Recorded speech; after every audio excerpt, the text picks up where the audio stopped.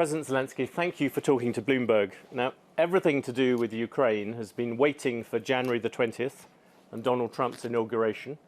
He promised that he would have a peace deal in 24 hours. I think he's missed that.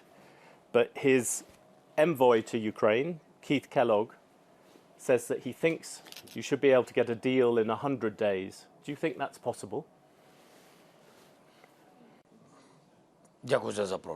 Thank you for the invitation, first and foremost, and good afternoon.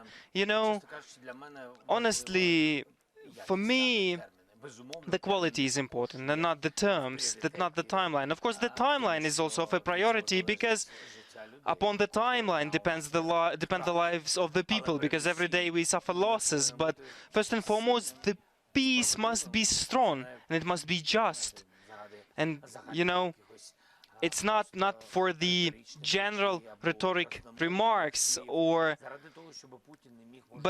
but it's for the Putin not to be able to come back, and he wants to come back. He will not rest until he's put to his place or until he destroys Ukraine. So for me it is important that this is done. It's not important that 24 hours. And I am sure that all Ukrainians would agree with me. It is important that we achieve stable secure peace for Ukraine. Trump said earlier this week that Zelensky told me he wants a deal. Zelensky wants to make a deal. Is that the way you feel? We've spoken with Trump, and I'm grateful that we've had an opportunity to speak with President Trump. We've had a couple of conversations. They were in a good mood, but we could not go too deep into details. And he was asking me regarding how I feel, and I told him about the security guarantees, that this is a priority. I was speaking frankly about NATO, I believe that these are the cheapest security guarantees for everybody, by the way, for Europe, for the US, for Ukraine, although we've paid a big price for Russians as well. That is the cheapest way, I believe, because this will work. But undoubtedly we must have other opportunities that can be additional security guarantees for Ukraine until we are in the alliance, in any security alliance. I told him that Ukraine, as anybody else wants to end the war, because we did not want to start it in the first place. We are ready to go for the end of the war, but we must be in strong position. This is what I told President Trump. But I told him frankly, and maybe he meant it. You will see. I told him, Mr. President, you will see when everybody around will understand that everybody wants to end the war. You will see that Putin will not be ending it.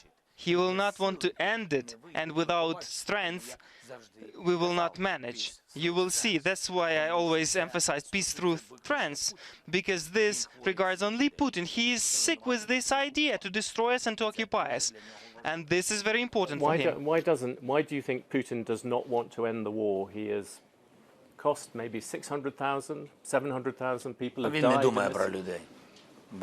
He does not. He does not think of people. For him, these people are nothing. He has the aim to not allow Ukraine to live in free and prosper. Really, to destroy our independence. This is so important. This is his goal. I think, the goal of his life. Trump has said that he's arranging a call with Putin. From what you've just said, it sounds like you would be nervous about that. Or are you confident that President Trump will make your case? I would put it the following way. I believe that for all of us who truly want to end the war, who wants to end it fast, if it is possible, for all of us, it's desirable to have a plan until we have communication with Putin. I believe that this is in the interest of the United States, of the European Union, of Europe as a whole. It is in the interest of Ukraine and our people. The allies must coordinate the steps, the vision, to understand the details in depth, and Putin is not an ally in this. And even after the end of the war, he will not become an ally. He will be an adversary. But he will have to finish if he is weak. Therefore, I believe that our communication with President Trump and from what I know, the teams are working on that. I think our communication must be a priority, and then communication with Putin. Just on that, you have previously said you would not talk to Putin yourself. Would you change that if there was a deal on the table? We'll see. If Ukraine has a chance to end the war with a just peace for Ukrainians, so of course I'm the president of Ukraine. I will do everything to make that come sooner. And if there is a just agreement, if President Trump, and I believe in that, if he manages to guarantee strong and irreversible security for Ukraine, then we will move on the diplomatic track. I understand that without Russia, the way to end the war with diplomacy is not possible, simply not possible. Do you have a date to meet President Trump or to meet Mr. Kellogg? Nothing yet. No. There was one of the dates was when Mr. Kellogg was about to come to Ukraine. And I know that the American team is planning to come to Ukraine. I think that is the right way. Our team was in Washington, and now the American team is planning to come to talk on some details, more in depth, and I believe to prepare our vision for the President Trump before our meeting. I remember seeing a video of you when they had the talks with Putin before, when I think it was Merkel and Macron were there, and they to the outside eye, they seemed to sideline you a bit at that particular set of talks. Do you worry that America will try and do a deal behind your back, maybe? I very much believe that the US won't do that. Although I'm not sure that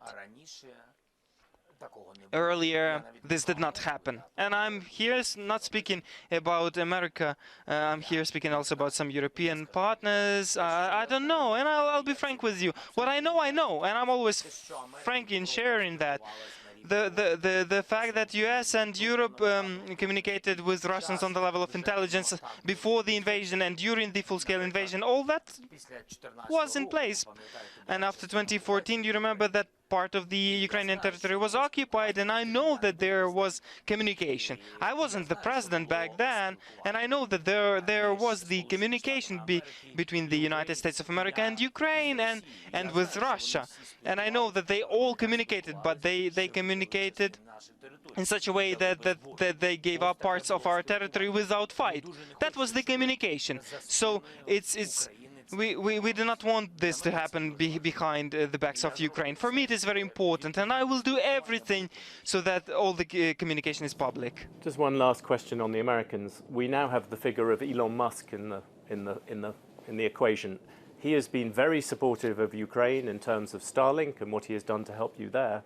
But he's also said that Ukraine cannot win the war and you should give up territory. Is he helpful in this or not? Regarding the Starlink, he really helped. And here I can thank his team, him personally, that we've received Starlink, and that is a fact. And regrettably, it seems to me that the Starlink later, at first it was our advantage, and I'm speaking not only about the battlefield, I'm speaking about the hospitals, the kindergartens, after Russian strikes on our infrastructure, and then the Starlink were helping us, but regrettably this advantage decreased when the Russians obtained certain devices. Yes, regrettably this happened, and in any case I can be only grateful for this. As regards the territories, I've already covered that. In the world there is no person or a leader that can force Ukraine to legally recognize, to violate our right or for our land, for our life, to violate the constitution and to legally recognize parts of our territories as occupied as Russian. And that is impossible. This will never happen. And even more so. I'll be frank with you, I'm sure that Putin understands that as well. Whenever you have peace deals, they always involve a degree of flexibility. You have previously said that peace talks can only begin if Russia goes back to where it was in February 2022, before the invasion. Do you still stick by that, or are you prepared to negotiate along the current contact line? You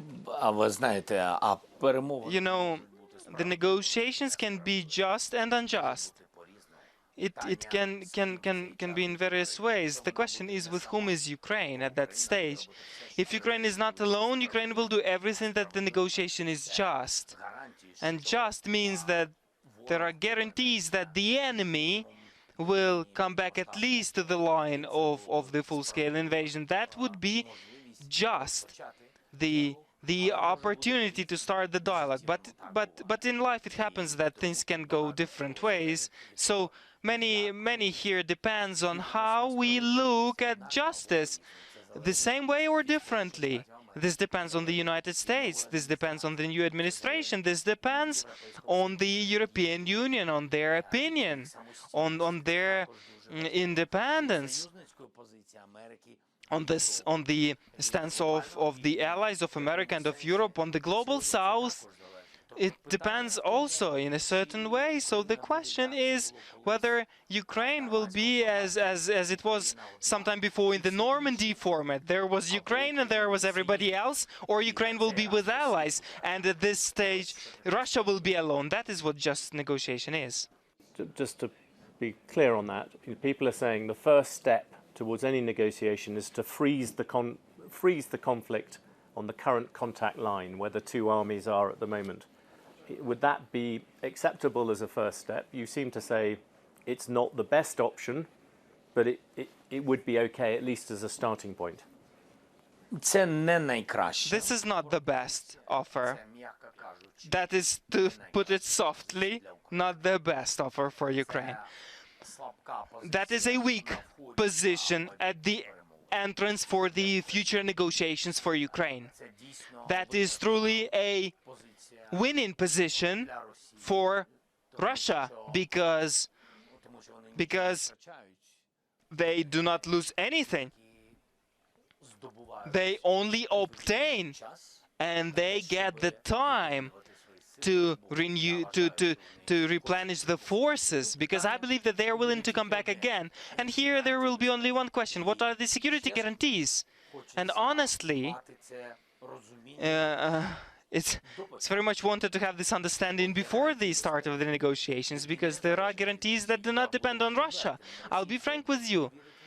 Nobody will believe Russia in Ukraine, and therefore security guarantees from Russia, they do not interest me personally, because it does not matter what they promise, because they do not stick to their word. There were guarantees for many times. There was the Budapest Memorandum and the Minsk agreements, the Normandy format, our meeting, etc. The question of ceasefires was already on the agenda. That's not new for us. The question is, what are the security guarantees that Putin does not start the war? And these security guarantees we need from President Trump and from Europe. But Europe will look at the President Trump. Can we look at those security guarantees? Because it sounds to me as with the security guarantees, you might be prepared to start negotiating without Russian troops withdrawing. You know, what Russia keeps on saying is it doesn't want you to join NATO. That would be a condition on the other side. Is that a red line for you? You don't want that to be included in the peace treaty? Honestly, first and foremost, these are the relations of NATO countries and Ukraine. That is what I believe, and I don't think that this is, very frank. When we say that Russia wants Ukraine to be in NATO or not to be in NATO, let's be frank. Let us solve the problems as they come.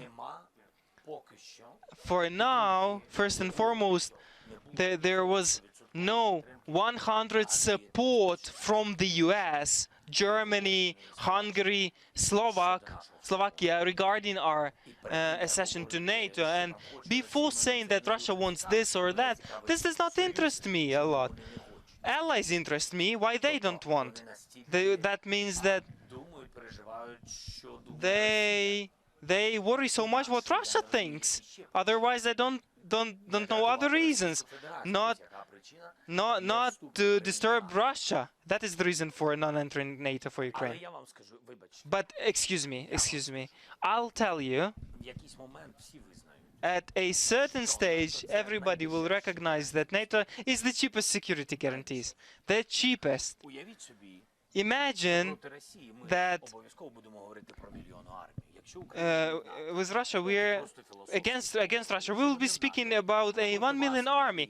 Let's speak philosophically. If we are not in NATO, and you have next to you an absolutely sick man with the desire to occupy you, and he has the army 1 million plus, 1.5 million, yes?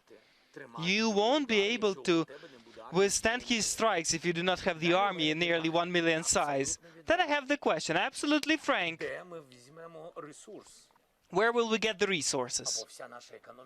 Either all our economy must work for the army that is 1 million people in Ukraine, or somebody will have to jointly finance the army. That's why I'm saying NATO is cheaper, because somebody will have to finance such army. We won't be able to do that on our own. And with the decreased army by many times, and that is what Putin wants as well. And some leaders, if we decrease the army size by 5 times, or it doesn't matter how many times, his capability to occupy us will be increasing. So again, for him, these are dividends.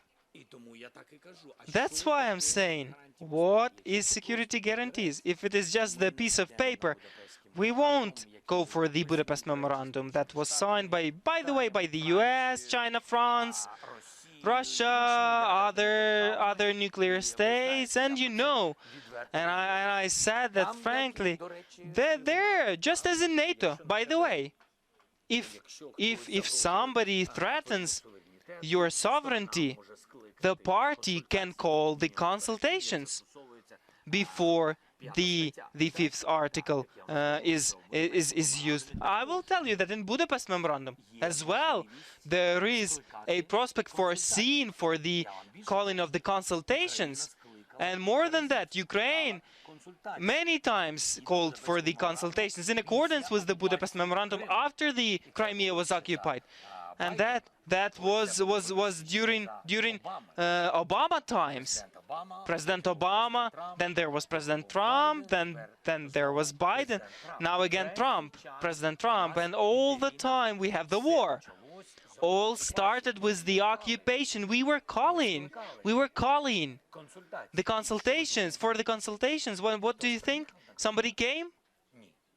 No. In this world of pieces of paper, where it'd be very hard to disagree with what you said, as Ukraine has been offered bits of paper before. One thing on President Trump, the one thing he hates being seen as a loser. And from that perspective, do you think that if he does a deal with Putin and it's seen to be a victory for Putin, that is in some ways your strongest card? President Trump зараз на коні. President Trump is now on top, as they say, and he had a strong victory on the elections. And now he has serious steps that are directed at the internal politics. The issue of ending the war in Ukraine must be, I believe, the victory for Trump and not for Putin. Putin is nobody for him.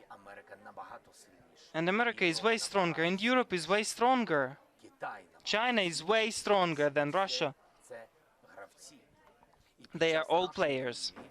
And during our war, everybody saw that Russia is incapable of occupying Ukraine, and that speaks of the power of Russia.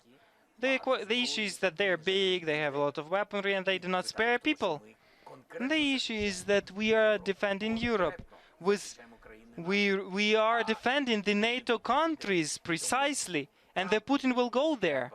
Therefore, Trump must come out of this as a winner. He's capable of doing so. He's capable, but he will not be winner if Putin is a winner. That's just impossible. And I believe that the most dangerous is, and by the way, not only for Trump, but for me and for all Ukrainians, if he can have this agreement in a way that Putin will have the opportunity to come back. Technical opportunity, you know, not in words. He will promise many things to President Trump, even for the sake of the meeting with him. He will promise many things, even sign. But imagine that such victory, such summit that Trump has reached, and then Putin, definitely to humiliate everything around him, he will come back with the aggression. And that will be a huge fall for everybody. As I told you, that is the question not only about President Trump. It's the question for Ukraine, to me, for each of in Ukraine, in the EU. We will all lose because simply to trust Putin's words, because simply trust his signatures, it's no way, no way. You've called on the Europeans. You said yesterday that that you want 200,000 peacekeepers. That would be something solid. It's not a promise. What has been the response to that? I did not tell, by the way, that we need 200,000. The journalist asked me. Yes. And I'll tell with what is connected. The journalist said 200,000. I said it can be more. It can be less. It depends on what. If let's recall. Let's move one step back and recall what army has to be if we are not in NATO, or there is no other security alliance for Ukraine. If we speak about 1 million army that is capable of stopping Putin's forces,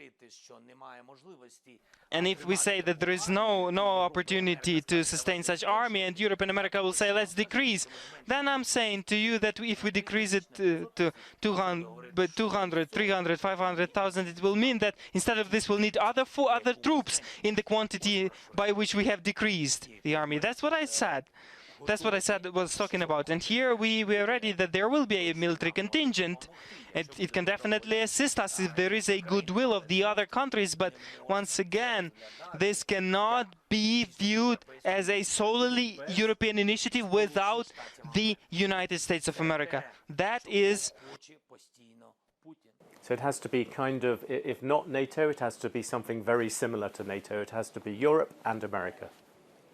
I didn't have translation, but I understood you well. So, I mean, as I said, that's really just to finish with contingents. So if it's great if we will have troops, but we have to understand that the troops will not be in the center of the capital. Yes. They will not have relaxed time. Yes, it's very important, because I heard that some allies said that yes, but it's okay, we can be in the center of some city, and then no, we don't need such contingents. You want them at the front line? Yes, with our people, of course. Yes, because this means security, and that's it. So, but it can't be without the United States. I will explain you why. Even if some European friends think that it can be, no, it will not be. First of all, nobody will risk without the United States. The second, that's what can divide NATO, divide EU and USA. That is a goal and dream of Putin, to divide this unity. And that can be, if only Europeans will be, first of all, they don't have some hundreds of thousands. Be honest. No, they don't have. They don't have such troops. You know that our army is more than 800,000. It's very big by the standards.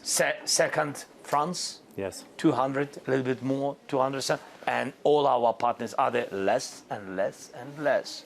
So where they will get some hundreds of thousands. It means that the idea is about to have 10, 20, 30, it's not enough. But do you think Trump will allow, do you think Trump will let American troops be in Ukraine after the peace? That is a big thing for him. He is always about taking things back to America.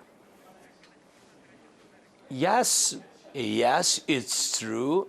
It's true. For example, it's interesting moment about it once with him, not about contingents in Ukraine, but I spoke about our people. I said, we have big army. Look, if we are the part of NATO, Yeah. and you know, Europeans always counted on a big number, like now something more than 80,000 of Americans here, yes, in Europe, NATO soldiers. So something like that. I said, is that I'm thinking maybe you know, he always wants his soldiers be in the United States. Yes, but I said that after the war, we will have 100,000 people, and if we are in NATO, they can stay on the borders of other countries if we are in NATO. But if we are not in NATO, yeah, we are not. Yes. You mentioned China. How important is China in these negotiations? I mean, China is the backer of Russia. They seem to have had an impact on things like Putin not using nuclear weapons, those sort of things. Can China push Putin, and do you have any contact with the Chinese? I had some contacts with Xi Jinping. We had a phone call during the war. Not too much, not enough, I think. Yes, he can push Putin to peace, I'm sure. I think that only President Trump is the strongest, and Xi Jinping. I think that there is no other allies who can really do it. Yes, because his economy, Putin economy, after sanctions, after everything, depends very much of China and Chinese decisions of the leader of China. And of course, I think that, who knows, maybe, I don't know, maybe more smart to make a decision and to have dialogue with President Trump with Xi Jinping about how to together push Putin. So you would appeal to Donald Trump and Xi Jinping to push Putin towards peace? What I did? No, you would like Putin, you would like Donald Trump and Xi Jinping of China to work together to push. I think yes. Putin. Yes. Can I ask you a bit about the actual war? But not without us. Not without you. It's important. Yeah, please. Can I ask you about the actual war? As you know, the background to this is Russia has been gaining territory. Gained above 4,000 square kilometers last year. What can you do militarily to stop that or reverse it? What do you need from your allies, regardless of peace? It doesn't depend on decisions. We need financing of our internal production of drones, first of all. And we are good in it, but now we want to accelerate and increase the production. We need a lot between us. I don't want to go further to number and equipment, because we have some brigades, as I said previously, we have some brigades and they are really empty.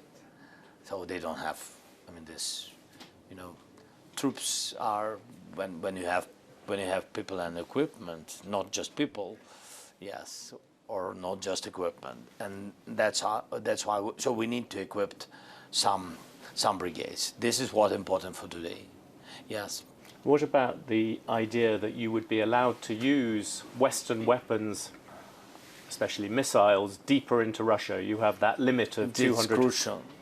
No, it's crucial. It was from the very beginning. Now our partners, especially in Europe, now they see that, yes, how we asked during a long period of time, give us long-distance weapon. Because when you began to destroy storages, just military storages, which are not very far from the border, but, 100 kilometers, something like this. And when we began to destroy the storages, that, for example, on the east, when you're asking what you need, we need to decrease their troops, to decrease their possibility to fight against us. We need to have comparable number of troops, yes, we and an enemy, and of course comparable number of, for example, artillery rounds after our attacks deep strikes to their some storages or shelters with with this weapon and some additional troops. They decreased to 1 to 4, and then 1 to 2, using artillery rounds. And of course, we need more such missiles to destroy their military airfields, where they have jets, where they use guided aerial bombs, and you know that they use 6,000 per month on civilian infrastructure. 6,000. And when somebody say that, but you have air defense, no, we can't use even air defense against these aerial bombs, because we have dozens of missiles per month, dozens. And we, of course, we are focusing, use it against ballistic and etc. And they have thousands guided aerial bombs. How to destroy it? You have to destroy their jets and don't give them possibility to have comfortable airfields not far from our border, from contact line, front line. You have seen people like North Korea has sent troops, Iran, China. These people have been helping. What was your, looking at what happened with the North Korean troops? What do you think? Did that help Russia, or was it's just manpower?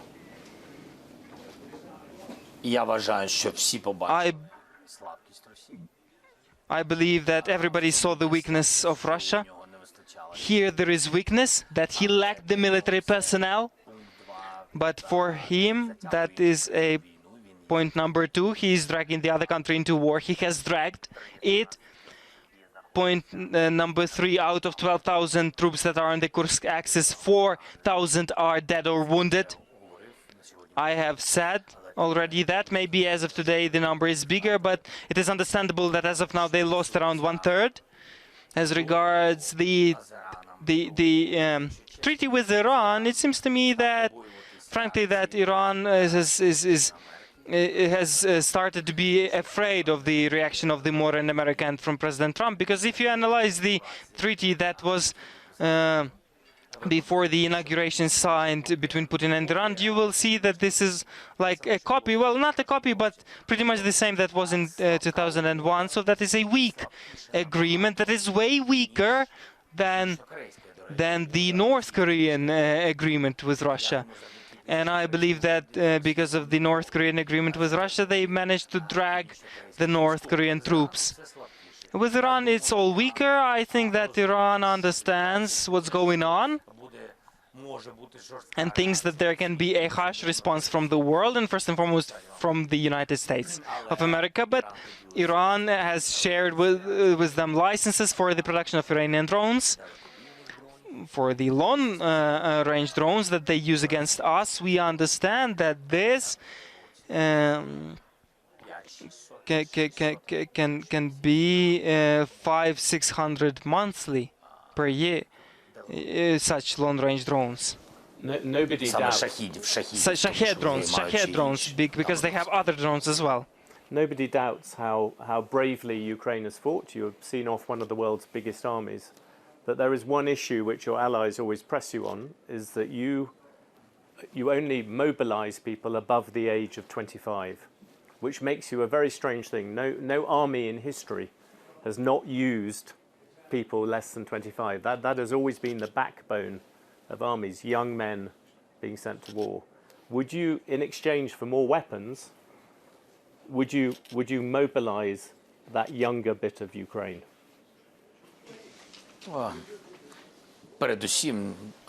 First and foremost, it's our legislation like that, and it is like this. And the mobilization was from 27, and we have decreased the age to 25 because everybody understood that the warriors are old, adult. I do not want to look what was in history, but probably nobody too much thought about the people, about the quantities, about the quantity of the losses. But I want to say that for us, it is our youth, it is our people And and I said it, if there are people 25 years plus and they do not have weapons, why would we want to mobilize younger people? So that we have more people without arms?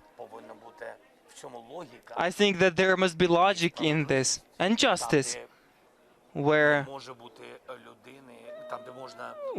you can get by without a person and can build up the defenses with drones. Let's do it. We must do it. Protect the lives of people. Where we need the youth, let's speak. But let's speak that they are with equipment, they are prepared, they have the weaponry. In this war, the West cannot dictate the terms to Ukraine. In this war, Ukraine does not dictate terms to the West. We can be only allies. And if you don't want to give long-range weaponry, if you don't want to give all that Ukraine has asked for, and you say, look, at first let Ukraine mobilize people, then it is not very just. You can put a condition. Our condition is like this. We give you 1, 2, 3, 4, 5, and you do 1, 2, 3, 4, 5. That is a dialogue. Surely that is my point. Surely there is a deal to be done where your allies give you more weapons and you mobilize more of your young people. There is always an agreement. And it cannot be in a war that we pay the highest price, the lives of our people, and the allies say that the instructors cannot come to you in the large numbers. We cannot train you in Ukraine. Why? Because it's dangerous. And by the way, you need to decrease the mobilization age. That is not a just dialogue. I believe it is not a just dialogue. We must be just and say frankly to each other what we lack, what Ukraine lacks to win Putin, and to write out these points. And each of the party must fulfill its obligations. You have been fighting a war, you have been involved in that every day, but you are also the democratic leader of a country. You've had to suspend national elections, I understand that. You're meant to have local elections this year. Do you think they will go ahead? In accordance with our legislation, when the war ends, there will be all the elections needed. But local elections this year? It's the same. It's the same. It's the same. It's the same. They must be in autumn. Let's do everything so that local elections happen in accordance with the legislation. And in accordance with the legislation, the war must end. And then elections. Let's do all in our capacity for the war to end. And then there will be elections and all other. You've been very kind with your time, and we all wish you well. Thank you very much. Thank you very much.